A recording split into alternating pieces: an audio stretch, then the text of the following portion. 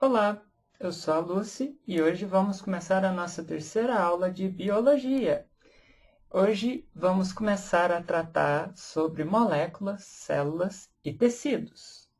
Nessa primeira aula, a gente vai abordar os seguintes temas: a estrutura e fisiologia celular, membrana, citoplasma, núcleo, os aspectos bioquímicos das estruturas celulares, e os aspectos gerais do metabolismo celular relacionado com a fotossíntese e respiração, e uma breve discussão sobre a origem e evolução das células, célula vegetal, animal e tudo mais. Então, na última aula, nas duas últimas aulas, a gente discutiu um pouco sobre a origem e evolução da vida no nosso planeta. Hoje, a gente vai entender um pouquinho melhor do que a nossa vida é composta. Então vamos lá. A primeira distinção que a gente pode fazer entre os organismos celulares é quanto à sua organização estrutural. E essa organização estrutural a gente pode dividir em duas categorias, que são consideradas os procariotas e os eucariotas. Os procariotas têm o nucleolo, que é onde está ali o material genético, disperso junto ali do citoplasma, de forma que você não tem um núcleo diferenciado para abarcar essa estrutura que contém o material genético do micro-organismo. Os procariotos são muito bem representados pelas bactérias e tudo mais. E aqui a gente tem uma pequena representação filogenética da evolução dos procariotas e tudo mais. E note que deles dá origem aos eucariotos. Os eucariotos, então, são organismos, são células, que possuem uma organização muito mais complexa do que comparada aos procariotos. Essa complexidade, ela não necessariamente significa mais evoluída, melhor, mais poderosa, como a gente discutiu nas aulas anteriores. Ela só significa que ela possui mais ferramentas, vamos dizer assim, na forma de organelas, e uma organização estrutural e, consequentemente, funções diferentes do que a gente observa para os procariotos. Só que é completamente errado a gente pensar, por exemplo, que nós, organismos eucariotos, somos mais evoluídos do que os procariotos, porque afinal, os procariotos estão aí basicamente desde a origem da vida no nosso planeta e seguem dominando o planeta até hoje, em termos de biomassa, diversidade e tudo mais. E, inclusive, uma bactéria, por exemplo, pode matar a gente. Então a gente tem que ter mais respeito com os procariotos. Mas os eucariotos são basicamente caracterizados por apresentar o nucleolo protegido e acondicionado dentro de uma estrutura que a gente chama de núcleo celular. Além de possuir uma série de organelas que vão ter funções muito específicas no funcionamento dessa célula como um todo e, consequentemente, um reflexo muito grande na vida desse organismo, seja ele unicelular, seja ele pluricelular. E os eucariotos têm um mistério envolvido na origem das células eucariotas que a gente vai falar no fim dessa aula, que é muito interessante. Começando então a falar das estruturas, basicamente todas essas estruturas vão ser observadas em células eucariotas, tanto animal quanto vegetal. Os procariotas, como a gente falou aqui atrás, eles são basicamente uma membrana plasmática com ribossomos, uma cápsula, algumas vezes envolvendo essa membrana, e um nucleolo. São poucas organelas. Agora, os eucariotos têm uma chuva de organelas, que são muito mais do que essas que estão listadas, mas essas são as que são mais importantes para o momento de aprendizado de você. Então, basicamente, são essas daí. Eu vou agora falando uma por uma. Então, começando pelo nucleolo. O nucleolo é justamente o lugar onde vai estar armazenado toda a informação genética, as moléculas de DNA do organismo. E aí o nucleolo ele vai ser responsável por ter essas informações contidas dentro dele, ele vai ser responsável pela coordenação do processo reprodutivo das células, seja mitose, seja meiose. E notem que a gente vai estudar isso ainda, mas quando está num processo de divisão celular, independente de qual tipo de divisão celular, o nucleolo ele se desconstrói e vira uma estrutura. Ele desaparece temporariamente, ele desembaraça o seu DNA para que essa separação possa ocorrer mais facilmente e de forma correta. Mas depois, assim que a divisão termina, ela volta a se condensar e formar o nucleolo que a gente conhece. E por ter o material genético, ela obviamente vai controlar os processos celulares. A gente vai ver mais para frente, né, que os RNAs são basicamente o que fazem a célula funcionar e fazer as funções necessárias para o organismo, seja ele unicelular ou seja ele pluricelular. E os RNAs, a informação contida nos RNAs, derivam todos das informações que estão contidas dentro do nucleolo. O núcleo é uma camada, uma membrana, inclui uma membrana, que protege esse nucleolo. E aí o núcleo ele vai regular, né, o metabolismo que acontece dentro dessa região e vai armazenar e proteger o nucleolo. E aí, como que ele controla esse metabolismo? Como ele é uma membrana, parecida com a membrana externa da célula como um todo, ele vai ter essa capacidade de regular quem está entrando e quem está saindo desse núcleo. E, consequentemente, essas alterações na concentração de substâncias também vão resultar em metabolismos diferentes. E aí o núcleo ele é bem complexo, porque ele é formado por uma membrana nuclear, né? E essa membrana nuclear, ela dá origem, ela é contínua com outra organela que a gente vai estudar, que é o retículo endoplasmático, tanto liso quanto rugoso. E aí a membrana, né, que protege, que compõe o núcleo, ela é chamada de carioteca. E ela é uma camada, duas camadas bilipídicas, ou seja, você tem uma camada com duas camadas de lipídios e outra camada com duas camadas de lipídio, e nesse espaço entre elas existe o espaço perinuclear. Lembrando que apenas a camada externa dessa bicamada lipídica da carioteca que dá origem ao retículo endoplasmático. Além disso, a gente tem pequenos buracos, né, vamos dizer assim, que são as nucleoporinas, que é por onde as coisas entram e saem da região do núcleo, que são proteínas adaptadas nessa membrana que vão, por meio de alterações e receptores, né, regular o que entra e o que sai, quando entra e quando sai. Então, são os verdadeiros guardinhas do núcleo. E dentro, então, acondicionando, acomodando, vamos dizer assim, o nucleolo, a gente tem o nucleoplasma, ou cariolinfa, que é uma solução aquosa de proteínas que está contida dentro do núcleo exclusivamente. Então, ela tem uma composição diferente do que a gente vai ver que existe externamente ao núcleo. A gente tem os ribossomos. Os ribossomos eles podem estar tanto soltos dentro da célula quanto no retículo endoplasmático rugoso. E aí os ribossomos eles são compostos, né, de duas subunidades, né, a subunidade maior e a subunidade maior, que são proteínas e tudo mais, e eles têm uma função de sintetizar proteínas. Eles vão fazer a tradução da mensagem contida no RNA mensageiro.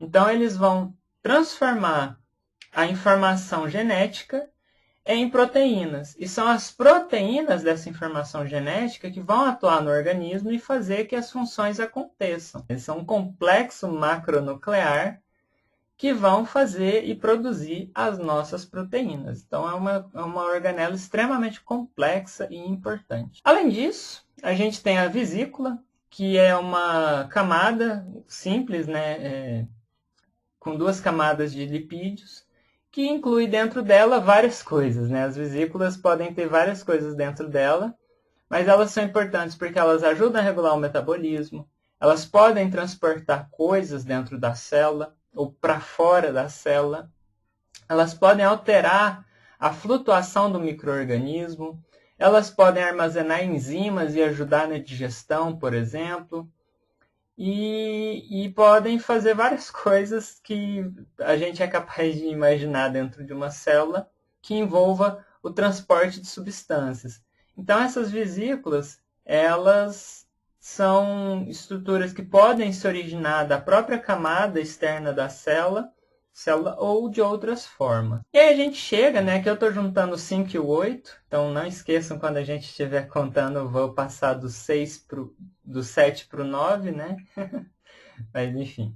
E a gente tem os retículos endoplasmáticos ou ergastoplasma, que são responsáveis pela síntese de proteínas e lipídios, desintoxicação celular e transporte intracelular.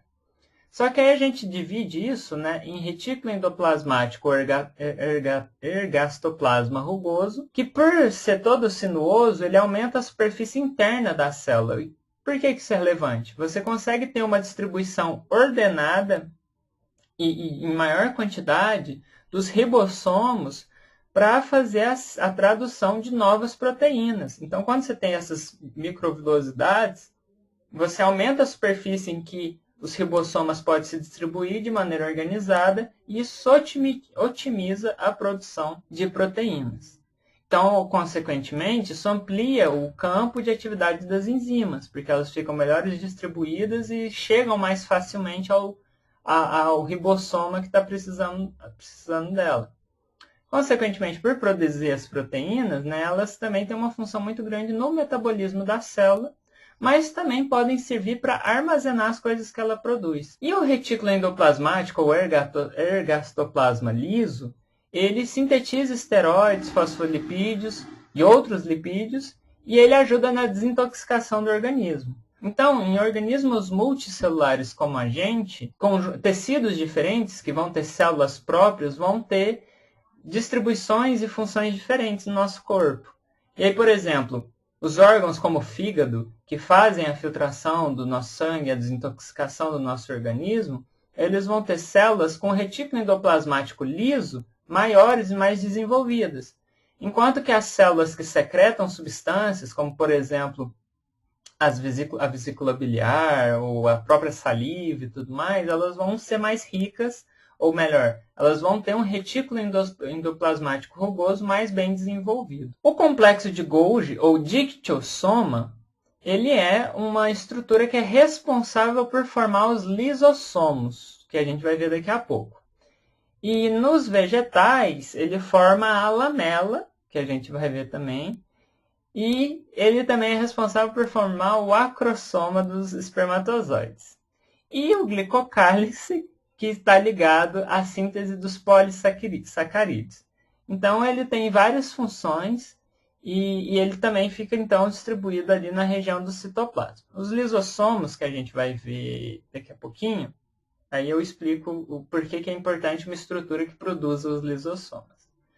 O citoesqueleto, como o próprio nome já sugere, né, é uma estrutura que vai dar sustentação e formato à célula. E, inclusive, pode estar relacionada à movimentação dessa célula, ou formando flagelos, cílios, ou até mesmo se modificando e se alterando, igual as amebas fazem, por exemplo. Isso tudo é graças ao citoesqueleto, que não é nada mais do que microtúbulos de proteínas que formam esse citoesqueleto. E aqui, então, a gente pode ver que são dois tipos de proteínas, né? As alfa-tubulinas e as beta-tubulinas, que formam esse microtúbulo. E aí a matriz nuclear, que é uma coisa que está dentro do núcleo, né? Ela é composta por uma rede de fibras que se encontram ao longo do interior do núcleo da célula. Então, externamente ao núcleo, a gente tem um citoesqueleto. Internamente ao núcleo, a gente tem essa matriz celular, que tem a mesma função que o citoesqueleto. Então, essa matriz nuclear rica em fibras, ela vai sustentar o núcleo das células eucariotas.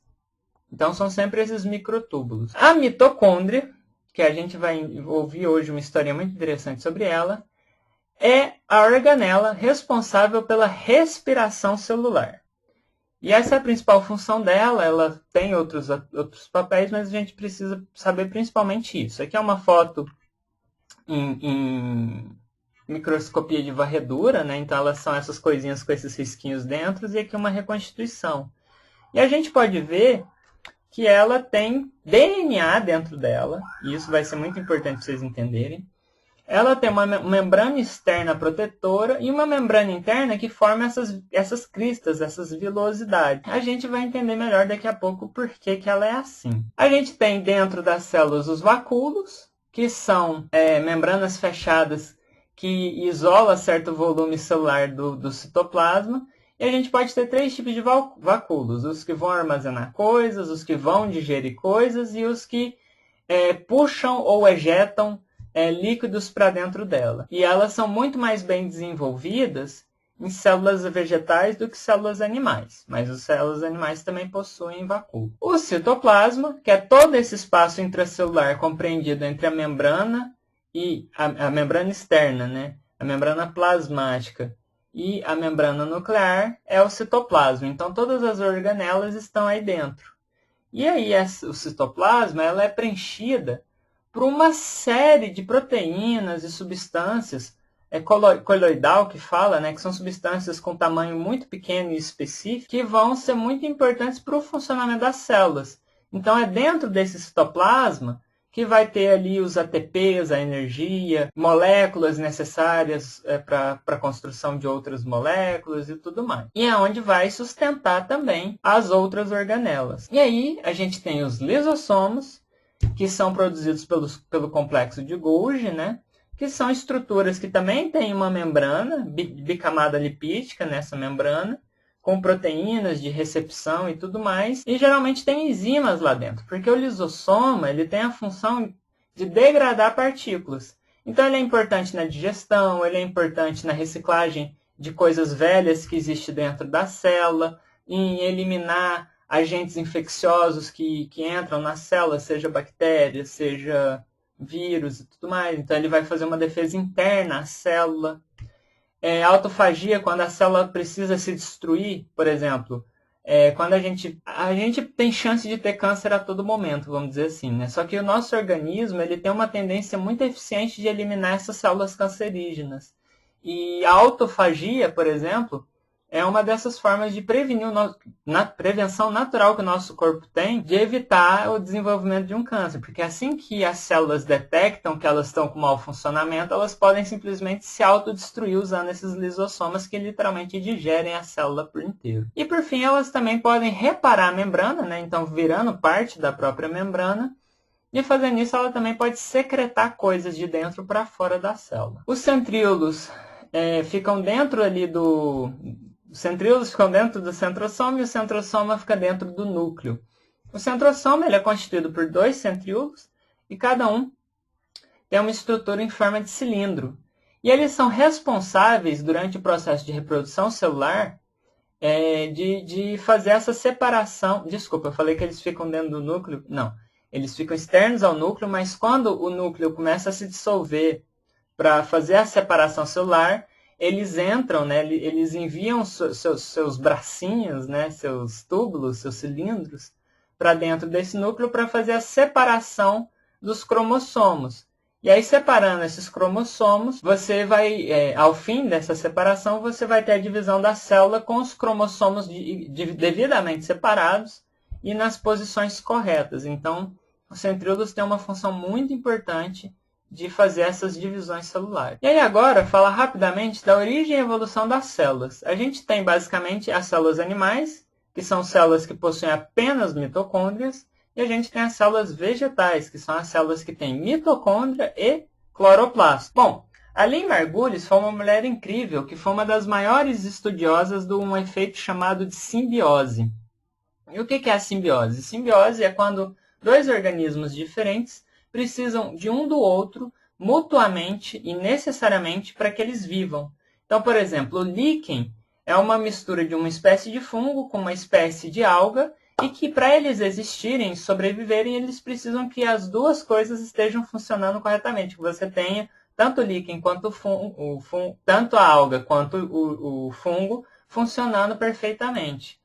Então, segundo a Lynn Margulis e outros trabalhos, as primeiras células do organismo celulares a se originarem eram procariotos. Depois os eucariotos, né, derivaram dos procariotos. Só que os eucariotos, eles de alguma maneira fizeram simbiose com algumas espécies de células procariotas. No caso, essas células procariotas hoje são organelas das células eucariotas, que são nada mais nada menos do que as mitocôndrias e os cloroplastos. Toda célula animal e os fungos, né, e as plantas, em algum momento eles tiveram um ancestral comum que derivou, né, que foi uma célula eucariota que começou a viver em simbiose com uma protomitocôndria dentro dele, que seria então esse procarioto que passou a viver como simbiose, passou a viver simbioticamente dentro dessa célula eucariota. E a partir disso, as células que deram origem às plantas, né, elas ainda passaram por uma outra simbiose em que, além da mitocôndria, os procariotas cloroplastos, né, que deram origem aos cloroplastos, então eram procariotos que faziam fotossíntese, e aí essas células também passaram a viver de forma simbiótica dentro das células vegetais. Então, as células vegetais elas tiveram pelo menos 2 processos de simbiose para formar as células vegetais que a gente conhece hoje em dia. Então, os trabalhos delas são bem interessantes e isso mostra o quão complexo é a evolução da vida no nosso planeta. Que as coisas não são simplesmente diagramas que se separam. Às vezes, eles também se unem. Então, isso é muito bacana. E a melhor evidência que nós temos para essa simbiose é que tanto o cloroplasto quanto a mitocôndria, elas têm seus próprios materiais genéticos, que são totalmente compatíveis com o que a gente entende por material genético de procariotos. Eles têm seu próprio metabolismo dentro da célula, eles têm suas próprias organelas, eles têm seu próprio funcionamento. Só que elas funcionam mutuamente, essas organelas, né? As mitocôndrias e os cloroplastos, eles funcionam perfeitamente com a célula eucariota que os abriga. Então, rapidamente, as células vegetais, elas têm mais algumas coisinhas que a célula eucariota animal não tem. Uma delas é a parede celular, que é um revestimento externo extra, que está presente, então, em algumas bactérias, nos vegetais e nos fungos. E ela envolve a membrana celular, dando mais suporte, proteção, e é um filtro extra para as coisas que vão entrar na célula, além de proteger que a célula exploda caso ela receba muita água. E isso para as plantas é particularmente útil.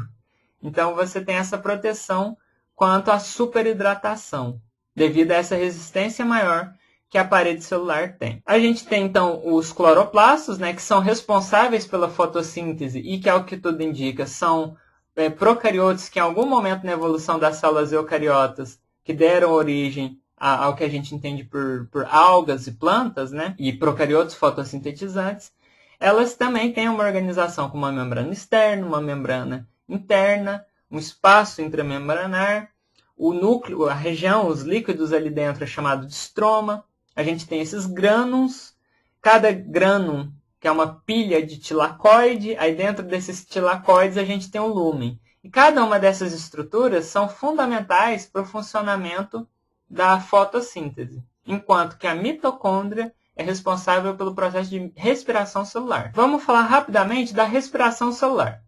Quando a gente se alimenta e respira, essas coisas que a gente ingeriu e digeriu, elas são levadas para a célula, principalmente no caso, as glicoses, e o oxigênio que a gente respira também vai lá para a célula.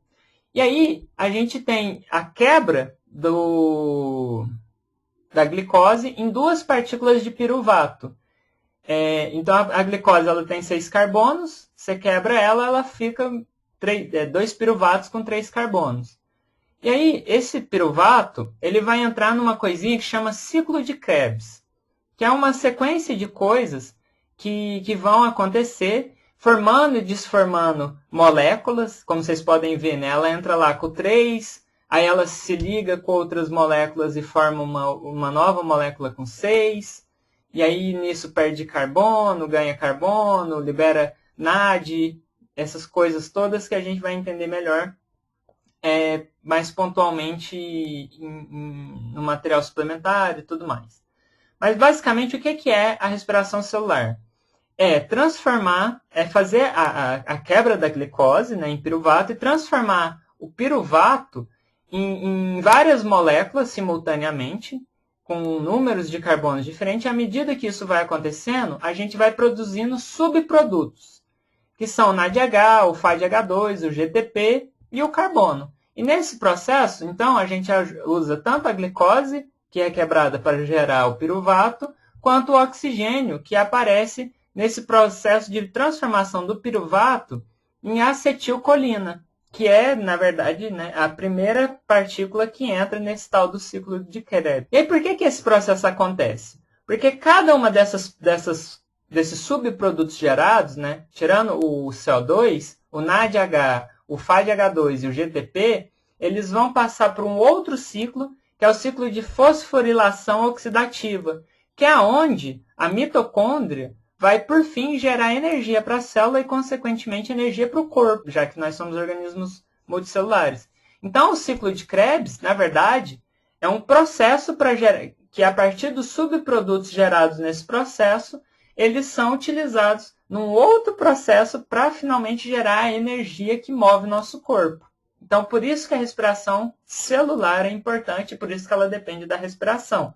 Porque ela vai por meio da respiração do nosso organismo. A gente inala O2 e descarta o subproduto CO2. Já a fotossíntese, ela é um processo, vamos dizer assim, ao contrário, muito grosseiramente. Porque a fotossíntese, ela vai gerar a glicose que vai ser utilizada pela mitocôndria na respiração celular. Então, lembrem, as plantas, né, as algas e esses organismos, né, elas têm tanto o cloroplasto quanto a mitocôndria. Então, o cloroplasto, por meio da fotossíntese, ele vai gerar a glicose, e essa glicose vai ser quebrada em piruvato, que vai ser oxidado para virar acetilcolina, que vai entrar no ciclo de Krebs para gerar os subprodutos que vão passar pela fosforilação e, por fim, gerar energia para a célula. Então, a fotossíntese, como as plantas e as algas e tudo mais, os organismos fotossintetizantes, eles são autótrofos. Eles geram seu próprio alimento. E qual que é o alimento que eles geram?